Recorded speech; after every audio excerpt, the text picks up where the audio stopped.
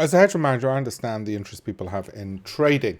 I'm going to show you on a regular standard free retail platform here what it is which excites people. Of course, it's the thrill of the chase and so on.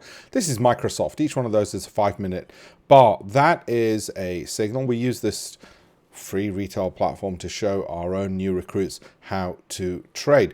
And you can see there nothing much happened, and a lot of trading is a waiting game. All of a sudden, it absolutely shot up over there. What is going on? What are the reasons why? Actually, quite frankly, we don't care. We're trading on momentum. What we do care about and the discipline we want to enforce, whether it's 5-minute bars or this is 15-minute bars, you can see the signal coming along there. Nothing to see, nothing to do until boom, you get the move up, and that's a pretty colossal day. And what I want my team to understand, what I need them to have a discipline on, is where those stop losses are. In case they're wrong, it goes the other way, and where, if the opportunity arises, they can add to their winning positions, which is that dotted line over there. We handhold them on all of those things. Those are some of the critical factors. So I totally get why people want to learn to trade, the excitement, but I'm afraid a lot of it is just waiting,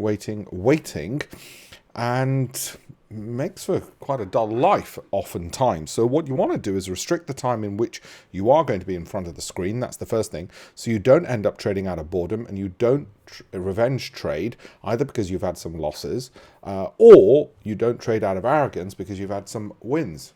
Small period of time you're trading and get the hell out of there. A bit like air traffic control. You do not want to be in front of that screen too long, otherwise bad things are going to happen. Luckily in trading, only to your wallet and not to people's lives. Thank you.